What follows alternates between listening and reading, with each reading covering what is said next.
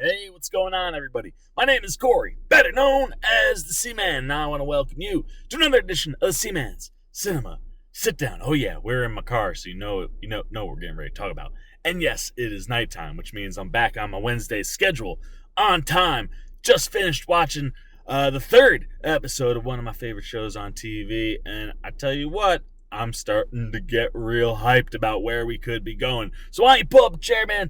Take a seat. We're getting ready to dive in spoiler free, and then, of course, spoiler filled, into episode 3 of American Horror Story 1984, entitled Slashdance. The titles are throwing me off, man. Last week we had Mr. Jingles, and his story was like probably one of the briefest that we covered. We learned a lot about Brooke, a lot about the Night Stalker, and a lot about Xavier.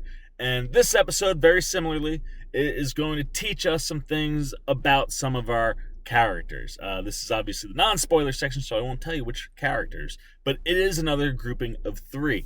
And as we start to learn more about this group of characters and more about what their backstory is, all of a sudden this season is starting to become more and more intriguing. More and more we're seeing the card being pulled of not everybody is who you think everybody is.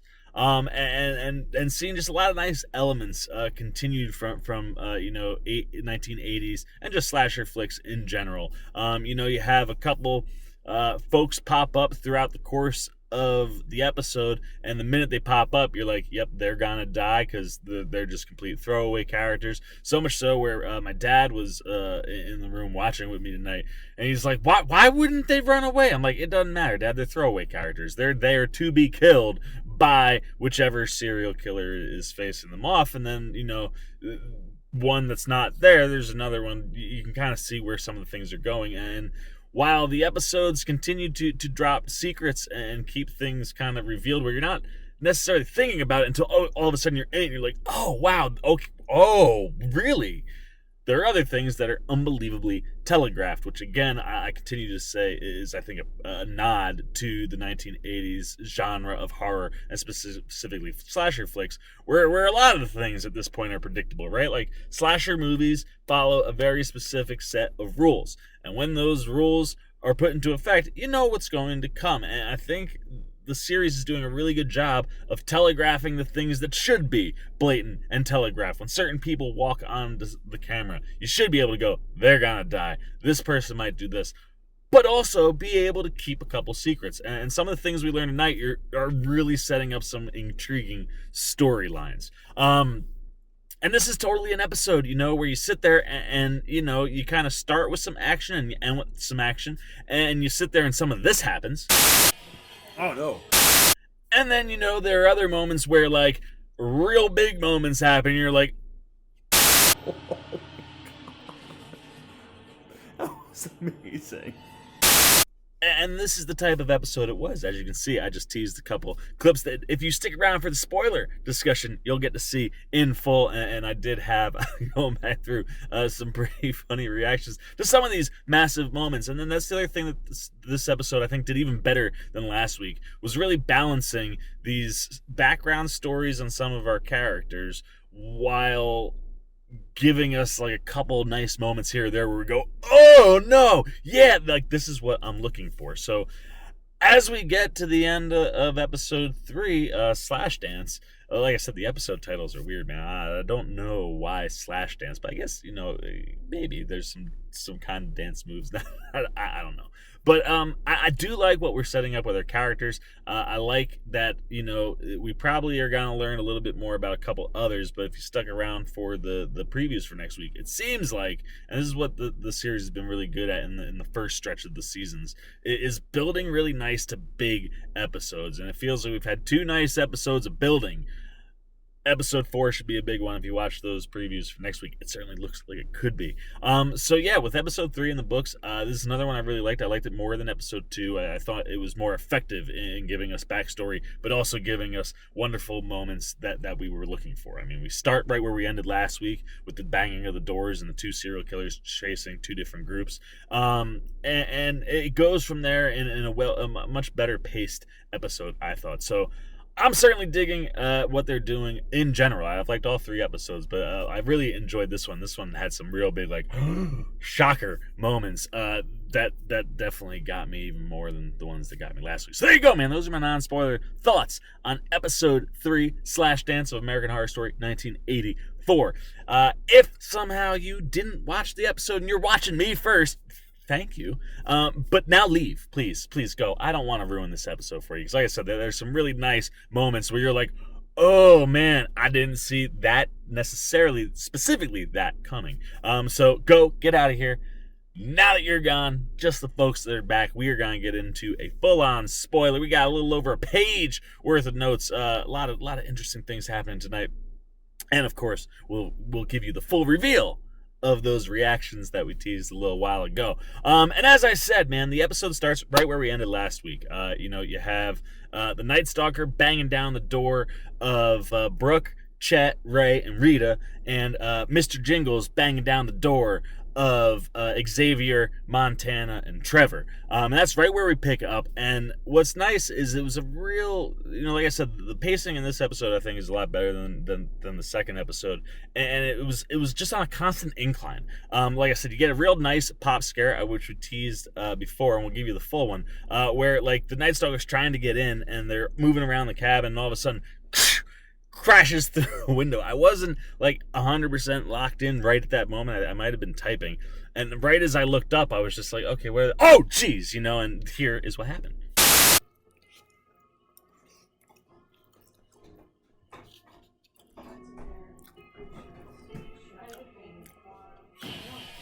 Oh no. And I like when you can get a little pop in there, right? Like it wasn't a crazy like, oh my gosh, but just a little like jolt where you're like, oh wait, yeah, that's right. These jumps might still happen. And while the Night Stalker is kind of trying to get in there and eventually does, you kind of get into the situation where, Ray is running for the exit, right? We learn real quickly, and then throughout the entire episode, Ray is one of the 3 folks we really focus on. We learn that he's a giant coward, man. Like, they're all, like, huddled together and going, like, we got to stick together. And he goes, there are 4 of us and only 1 of him, man. And there's, he's only going to get 1 if we all run in different directions. We shouldn't stay together. Darwinism, man. Like, survival of the fittest. And he knows I can outrun at least 2 of you. And he goes to leave and then, boom, runs right into the Night Stalker, allowing the others to get away, which I thought was just brilliant. But right when you think Ray is going to get it, Chet comes in to save the day, helps out his buddy, knocks the Night Stalker off him after he gets slashed a bunch of times, picks him up and runs him out. And again, our entire group escape from the Night Stalker. I don't know what this guy's deal is. And I was sitting there thinking this during the episode, like, he's not very good at killing the main people. Like, he's killing side characters, no problem, man. That hippie time traveler who we leave along with Margaret sidelined for this episode. I imagine we'll go back to that in the next one. But man, every time he goes after Brooke, she gets away. It's kind of like he's having a real bad go. When we get to the end of the episode, there's a line that like hits that where you're like, thank you for that. But as they get away, we jump back over to where Xavier and Trevor and Montana are hanging out, and you obviously have Mr. Jingles banging down the door, and next thing you know, it stops, and they're like, okay, maybe he's gone, and boom, he pops up right by a window, and he lights something on fire, and he throws it in after he breaks that window as well. And as soon as it lands and you see it's a bag, I'm going, oh man, I know where this is going. That's going to be a bag full of poop. And they start stomping on it, and sure enough, it's a flaming bag of poop. And I laughed out loud. Just watch it. It dawns on me after, but check this out. Oh no. It's a flaming bag of poop. Mr. Jingles got a sense of humor. It's great.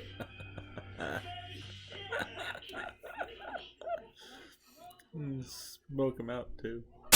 So you see, I'm laughing, man, because I'm like, oh, dude, Mr. Jingles, he's got a sense of humor. But it doesn't take much longer after thinking that, as you start to see the scene play out and it starts to get more comedic, you're like, oh wait, no, that's definitely, that can't be Mr. Jingles. That's not gonna be Mr. Jingles. Sure enough, we find out that on the anniversary of the murder, townies dress up like him. They're actually masked. Like I said, the fact that we know what his face looks like adds continually to this story, and you can actually have a physical mask like you do all of the serial killers from back in the 80s, but this one is the face of the actual killer, which plays more than once throughout the episode. And it starts right here where it's like right out the gate, you're like, oh man, wait, no, he wouldn't. And you learn that they're, just these two kids that are pranking whoever's up at the camp. And immediately, they're going to get killed because Mr. Jingles was coming that way. So what's great is, and that's one of the brilliant things, man. Like, I love when they set things up like that. Last week, you saw Mr. Jingles heading that way, and then you saw the banging of the door, and you know that the Night Stalker's with the other group, so you're figuring it's him. So immediately, you can kind of play with that to kind of catch you off guard. Like, oh wait, nice, clever, I like that. And those are always the things that I really, really dig in a show or a movie, when the writing can be clever like that, a nice setup where it's like, oh, I think one thing's going on, but that's not what's happening. And as I mentioned in the non-spoiler section, sometimes you get throwaway characters, and that's totally okay. And these two kids are certainly that. The minute they reveal their faces, you're like, they're gonna die. Boom, Mr. Jingle shows up, kills both of them. So it's Trevor, Montana, and Xavier bolt, trying to get to where everybody's supposed to meet over by the cars. It's kind of slow, and he gets the first guy, and the second guy doesn't run. And that's where my dad was like, well, why didn't he run? I'm like, Dad, they're throwaway characters. And I was shocked. I thought it would be more gory, because if you got two throwaway characters that Mr. Jingle's just going to take care of, pretty generic. Guts the one dude, slits the other guy's throat. Nothing too gory. Again, takes the near.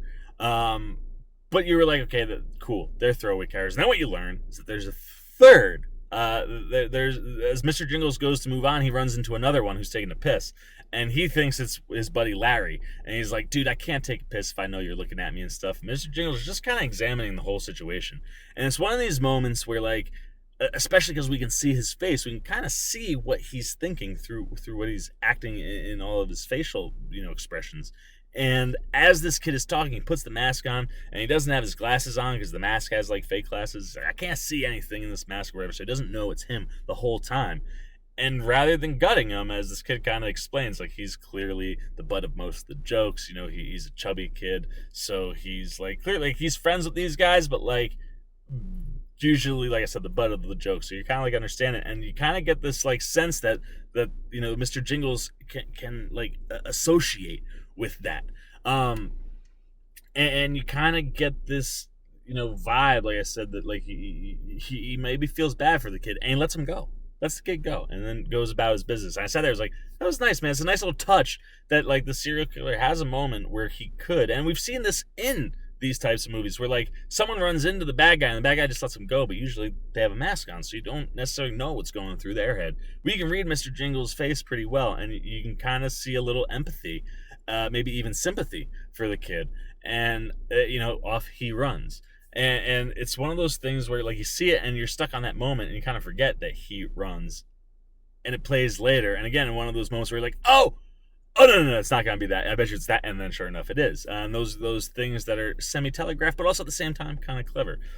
So from there, we leave, and what we find out is, as everybody's running, Nurse Rita and Brooke kind of get separated from Ray and Chet, and Ray and Chet fall into one of those like spike pits. They had a specific name. They were used a lot in Vietnam, and Chet even references First Blood. He's like, haven't you ever seen First Blood? I was like, oh, I love that. And it's, the last Rambo movie just came out.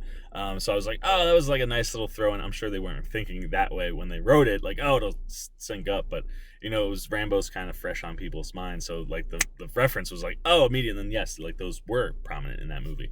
But what happens is Ray misses all of them, and Chet gets one right through the old shoulder. And you're like, oh man, what are they gonna do? Like, and Ray tries to pull Chet, but he's like, dude, it's not really going, and if I pull, maybe it'll bleed out. And this is where Ray, being a coward, kind of starts to play in. And we leave them there for a second, and we go back to Rita and Brooke, and it's the first big shocker of the night. Brooke is like, where? No, they should be right behind us. Like, and first I think Rita is like, they'll catch up, and then you kind of see some of the stuff that's going on with them. You can come back, and she's like, it's taking too long. Like, maybe we should go into town. And Rita's like, well, no, someone should stay here. Here, you take my keys. You drive into town. I'll wait. And Brooke's like, okay. And then the next thing you know, needle in the neck, and Brooke drops, and Nurse Rita's standing right there, and you're like, and the best part about this whole sequence is when she starts talking to Brooke, she literally is saying what is running through everyone's mind at that moment, because you're just not thinking that, like, that's where the twist or the bad person in the group is going to be. And it happens, and you're like, oh my gosh, like, I did not see that coming. And then Rita goes to Brooke, she's like, I bet you didn't see that coming. And then she goes, I bet you're confused. I'm like, I'm so confused. And then we get our first flashback as we start to learn more about Rita, who is not actually Rita, but in real life, Dr. Donna Chambers. And what you come to find out is that she's a psychologist who goes to the mental institution that Mr. Jingles is in, talks to the female doctor kind of head that we've seen last episode that kind of let in and then got the kill real quick when her car died. But we go back and we see them have this discussion where essentially Chambers is saying, like, I was just down in Florida talking to Bundy. She's talked to a bunch of different serial killers. She's been studying serial killers. She gets all of them to talk. And, the head of the psychiatric ward is like, I don't know. And she's like, what's the worst that happens? He doesn't say anything to me. And they go in there, and the other guy that works there, like the main doctor, is like, we got to keep everything recorded. So Chambers starts to talk to Mr. Jingles. He's just off staring, not talking. And the minute she turns off the recorder, you can tell that wherever she's going, he's starting to pick up on that vibe. And they start to have this conversation where, yes, indeed, he starts to talk about why he's evil and why he does these things. And Chambers kind of drops this twist on him of, but what if it wasn't you? Like, maybe it's not you. Like, you were a Vietnam vet. You saw terrible things. And she's fixated on pornography. She thinks pornography is the corruption of all things. So maybe a little bit of a churchgoer or something like that. But we don't know yet. But she basically says, like, between pornography and what you had to deal with and see and live with now from Vietnam, that may have broken you to want to do these terrible things. And he's like, I feel like you're the first person to ever see me. She says to him, like, what if you had the honor of being the last serial killer? She's like, they'll use this in schools. They'll teach it in like second grade. And you're getting this connection between these two. And what you find out is Chambers is like, look, I want to study you. I think I can help you and help you in a way where, like, it'll go down in history where they'll teach you in like second grade. Like, kids will be learning about you for forever. And he's like, it'll kind of be like paying it forward. And to him, this is a positive. So he goes, okay. And she tells him how to break out. He's like, all you gotta do is take care of the guard, push the button, grab the bag. That's where he gets his trench coat. She left it for him. And then also the knife that he has. And she's like, head to Camp Redwood. And he goes, I don't want to go there. Like, I know if I go there, like, he's showing him the article, and he's like, I see her. I just want to stab her, like, tons of times. And since leaving Camp Redwood, he doesn't remember doing a lot of the killings, and he doesn't want to necessarily be that. The minute Redwood shows up, he's like, I would stab Margaret like 1,000,000 times, and if you send me back there, I'm going to start killing, which, of course, is what happens. But you learn that, who we thought was Rita is actually Donna Chambers, and she is the one orchestrating all this because she wants to study him in his natural habitat while he's attacking all these people. And we don't know. We end up not seeing what happens. She drags Brooke off, and what that means, we don't know. The only other thing that we know is that she, on the way to the camp, kidnaps the actual girl who is going to be the nurse. And you get this really, really terrifyingly creepy moment with actress Angelica Ross, who's playing Donna Chambers, where she like follows the nurse to a gas station, and then like the nurse is like, oh, like, she's like, you're following me. She's like, oh, I'm like heading to Camp Redwood. And I'm like, oh, I'm going too. Can you watch my car? And when she comes back, Chambers is gone, and it's just her car. She's like, that's weird. She said she was gonna watch it. Whatever. Gets in, and Chambers, of course, is in the back, and same thing, like knocks her out. And you think she's gonna kill her. But what you find out later is that she isn't dead. But what she does is after she knocks her out, man, she's sitting in the back seat and she gets this like creepy smile on her face. That's not a smile. I can't even imitate it. It's like something here where it's like you can see the teeth, but it's not a smile. It was terrifying. And all of a sudden, Donna became one of the creepiest characters on the show. That's one of those images that'll be burned in my brain like the rest of the show, and totally turns Donna into like a terrifying player that is now working with Mr. Jingles. And after she drags off Brooke, we go back down into the spike pit, and we start to learn now more about Ray. He's our second person we start to get a backstory on. And while Donna's story jumps back a week, Ray's jumps back a year. And at this point, Chet's like unconscious, and Ray, as something he wants to get off his chest, he's like, I'm only here because I had to run from LA. See, a year ago, I was in a frat, and it was like, you know, one of the big nights with the pledges, and they're hazing him, and they're getting really drunk, and this Asian kid is totally out of it, so he pulls him out of the room like he's gonna go like haze him even more, and basically explains like, look, it's really hard for like minorities to get into this like frat. You've got to pull your stuff together, otherwise they're gonna give you the boot, and I don't want to see that. And he's actually trying to help him. He's like, look, I'm gonna give you 10 minutes, and then just come back in here and, you know, take a nap, pull the trigger, whatever you gotta do, you gotta come back in and be with it. And he turns, and the kid's so drunk he passes out, falls, goes down all the stairs, dead. And Ray is like, oh my gosh, oh my gosh, oh my gosh. And he's like, I'll handle it. And he basically says, look, just because he fell doesn't mean that they have to figure out it's us. Like, we'll get shut down. All these bad things will happen to the frat, let alone like me. Like, I was right here. I'll be like an accessory. I'll be a murder. Like, they'll probably put me in jail. So he's like, I'll stage something. So he puts him in the car, and he basically throws the car off a cliff. But right as he starts to push the car to where you can't stop it rolling, kid wakes up and is like, oh my gosh, and he's like, hit the brake, and the kid is still so out of it. He's like, come on, grab me and pull, you know, get out of the car. And he ends up just scratching his arm. Off he goes. And now you find out that Chet, because he's a coward, right? Like, he didn't want to get in trouble, so that's why he throws this kid off a cliff rather than checking his pulse to see if he's alive and getting into a hospital because he drank too much. And then that plays into everything that Ray does the rest of the way. Where when you go back to Chet now, Chet's actually awake. He's like, dude, I get it. Like, whatever, man. You got problems. And he's like, yeah, so I'm going to leave you here and I'm bounce. And he's like, because I'm not going to just stay and get caught. Like, clearly Mr. Jingles did this, right? Like, he was a war vet. This is probably his doing. I'm getting out of here. And he runs and leaves Chet behind. And you're like, this guy is such a freaking coward. And you find out why he left LA was because they found the car finally a year later, and he lost his watch. You know, the kid pulls it off when he kind of scratches him, and he's afraid of getting caught. So that's why he runs. And then he's running from Chet, leaves him basically to die. And then we jump over to Montana, Xavier, and Trevor, who are running from the Knights, who are running from Mr. Jingles at this point. You know, and they go and they're like looking for a place to hide. They run into the boathouse that's right off the lake, and right as they go to hide, they stumble on like what looks like just a bunch of sheets and stuff, and it starts making noise. And they're like, whoa, what?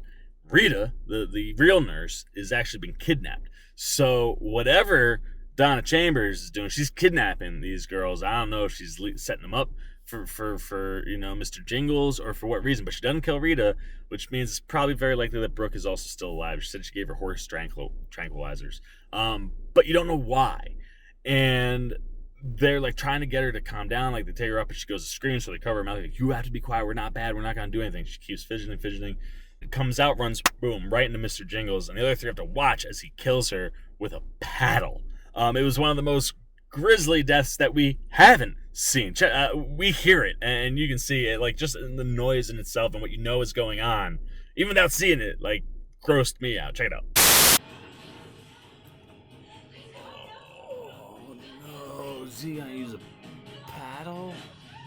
Oh yeah, he dropped the knife. Down his throat? Oh no! Oh! At least they didn't show that one. Eek. Oh, there it is. They showed it. And then, of course, as you saw at the end, they show it as the three kind of come out after Mr. Jingles bounces thinking it was just her in the boathouse. And you see what he's left, and it's just one of those, like, where she's kind of leaning back, and you tell that it's kind of keeping her upright, and it's just right through, like, down her. It's is a grizzly. Look, and another solid kill in one of these episodes. And you now know that those three, Xavier, Trevor, and Montana, know that Nurse Rita isn't actually Nurse Rita. And as they're kind of moving, they run into Ray, and Ray, essentially tells them that like him and Chet got separated, and the Night Stalker came and he had to hide in the dirt, which is why it was all makes up an entire story because he's a massive coward. So he's like, we gotta go to the spot where everybody says they're gonna meet us. And when they get there, they see no one's there, and they're like, oh no, like Brooke was with Rita, that's not good. Because Rita is bad, and they see like the drag marks, like, all right, clearly she's not here.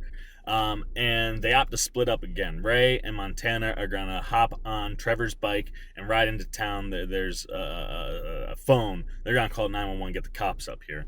And Trevor and Xavier are gonna go try to see if they can find Brooke. And while they're out moseying through the woods, who do they stumble upon? But Chet in the hole. And then Chet tells them the whole story about Ray and that he's a coward, essentially. And then they get Chet out of the hole, and the reason they're moving to get him out is because Mr. Jingles is coming. Like Xavier goes down to get him, Trevor's looking out, and you're like, gotta move. They get Chet up, he's bleeding all over the place, screaming. They go and they hide, and Trevor gets this moment where he's it was probably the funniest moment of the episode, where like he sees him looking over the pit, and he's like, we gotta do something. And Xavier's like, no way, dude. Like, he's like, it's 3-on-1. He's like, dude, Chet can't move. He's got a knife. I'm not going. He's like, nah, man. You know what? His knife versus my guns. And he runs full speed and knocks Mr. Jingles off. And the minute he hits him and he goes flying, you go, it's not Mr. Jingles. It's way too easy. And like they built it so nicely that we've got these two serial killers, like Mr. Jingles and the Night Stalker, have got to like come head to head. So you know it's not him, and you immediately go, it's the fat kid. Oh, I forgot all about him, and sure enough, that's what it is. They don't show it. I was shocked.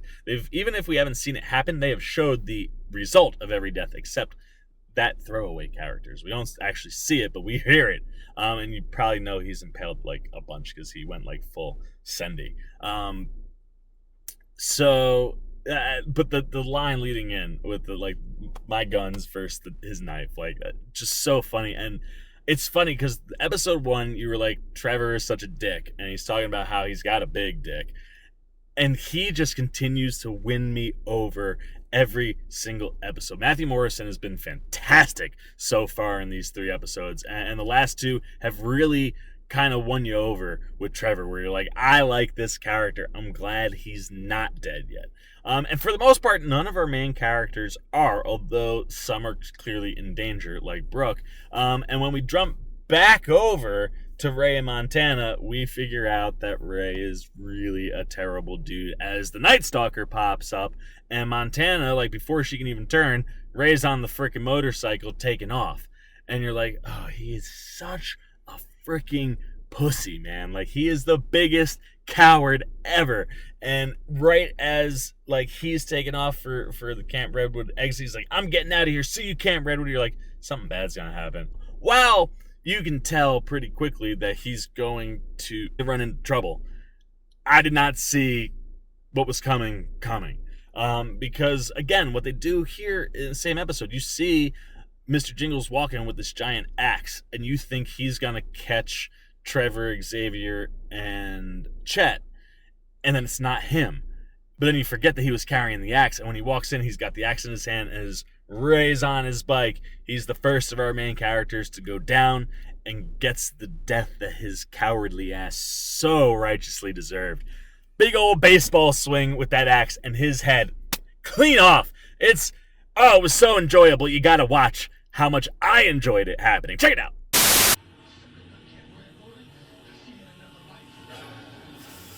Oh, shit.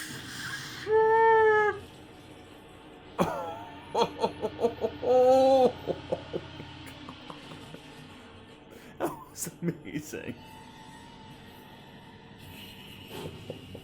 You feel it coming by, and then he's gonna decapitate him with an axe. Oh my. Whew. Wow. like I said, man, one of my favorite deaths so far, simply because they did such an excellent job of making somebody who was fairly likable the first 2 episodes become the most hateable character, and it just made his death so satisfying. But that wasn't all, man. Like, Ray's death isn't where we end. The episode doesn't end there. We get one more big twist. Remember, I said we learned about 3 people. So far, we've learned about Ray, and we've learned about Donna Chambers. Who's that third person? Well, we go back to Montana, who's about to face off with the Night Stalker. And as the Night Stalker's coming in, he's kind of stalking her with his, like, blade thing.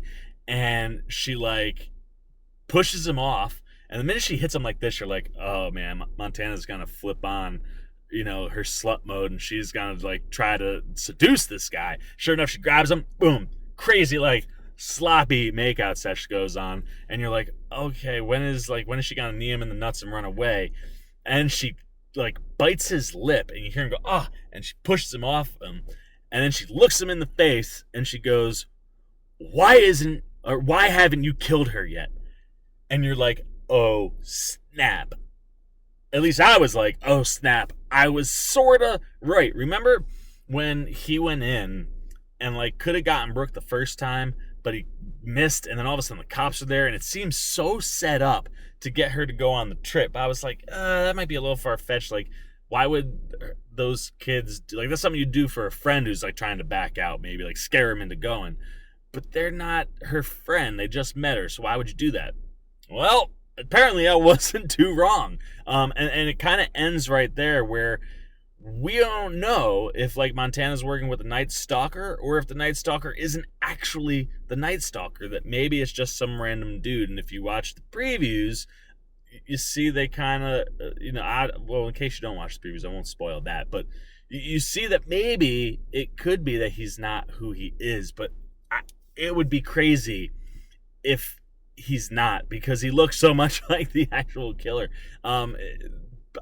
So maybe it is, but Montana, and it's like, we only learned a little bit, but we learned that Montana is working with the Night Stalker, and I'm assuming the her she's mentioning is Brooke, because he's whiffed twice now on her, and I guess 3 times if you count, like, all of them when they were in the cat. So, like, he's missed 3 times in her house, on the dock, in the cabin, and it's that moment, like I said, like, when you see he's so bad at getting Brooke.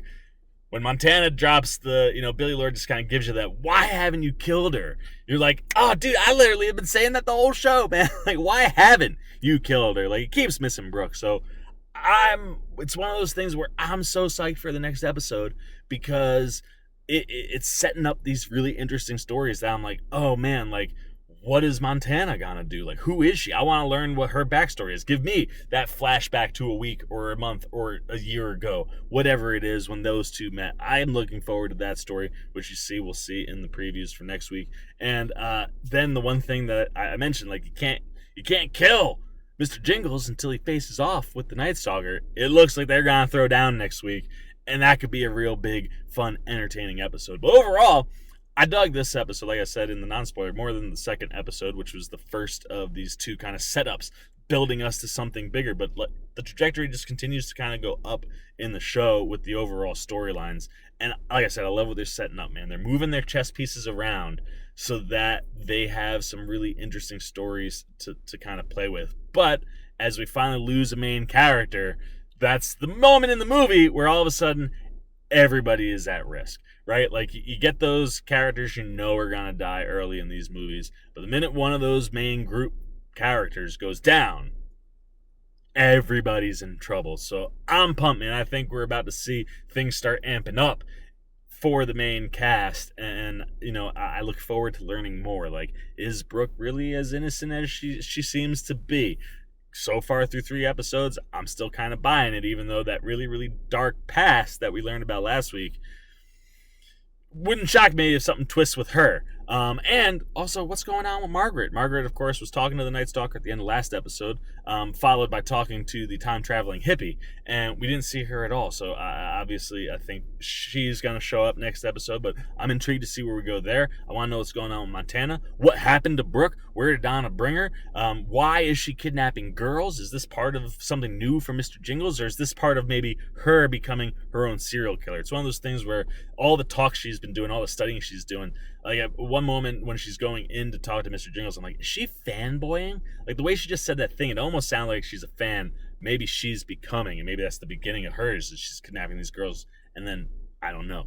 So I'm interested to see where we go there, and I'm interested to see what keeps happening with this group. So far through 3 episodes of American Horror Story, I'm having a lot of fun, and it genuinely feels like a throwback, a slasher flick. They keep hitting all the things that you want them to hit, and they keep telegraphing things that they want to telegraph, and keeping some stuff hidden where, once again, the beginning of this season is off to a really, really strong start. So there you go, man. Those are all the Seaman's non-spoiler and spoiler thoughts on American Horror Story 1984, episode number 3, Slashdance, which, of course, clearly a reference to Flashdance, a 1980s movie, but I didn't pick up on the specific Flashdance reference in the episode that would make Slashdance make sense. I just finally put together the Slashdance bit as we talked this all out. So if you picked up on where the Flashdance moment happened in the episode, or maybe the hint was to that, let me know that down in the comments. Heck, anything that you're thinking about this episode, man. What were you digging? Did you think this one worked as a setup episode better than the last one?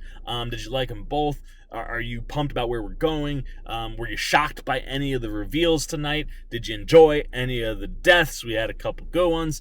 Everything you're thinking about episode 3 goes down below.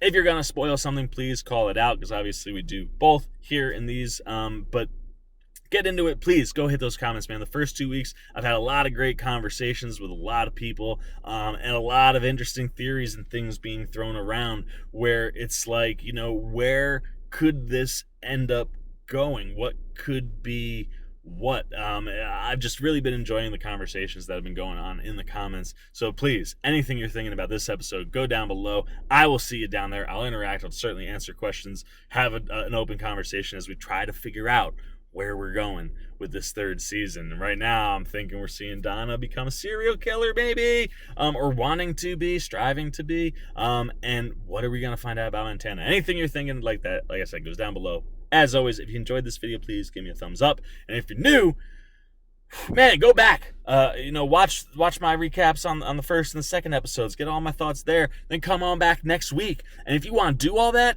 it's only one way you can, man. You got to hit the subscribe button and then hit that little bell so you get the alerts every time I drop something that's American Horror Story related, man. Every Wednesday night, we're getting out the review, reaction, recap. Boom. Getting it all out, trying every week. Tomorrow, Comic-Con starts, so if you're a fan of cons, pop culture, comics, superheroes, you want to see all that, you subscribe, you hit that little bell, you can follow me along on my American Horror Story journey, as well as anything that's going on over at Comic-Con. I'll be trying to cover as much as I possibly can while I'm out there. I'm out there just for the first 3 days. 4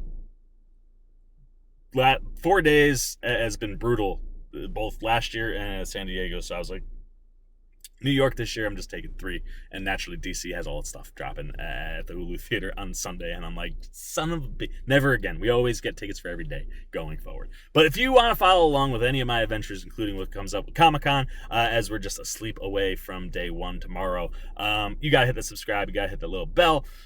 And I'll just keep bringing you content, man, and keep this conversation going. Like I said, I really enjoy interacting with you guys. American Horror Story is my favorite time of year, and I'm loving what we're getting so far from you guys. So keep that up. I'll try to keep up the energy and the reviews and the thoughts. And as always, man, for the Seaman's Cinema Sit Down, I'm the Seaman. Week 3, American Horror Story 1984 in the books. I'm signing off. Peace!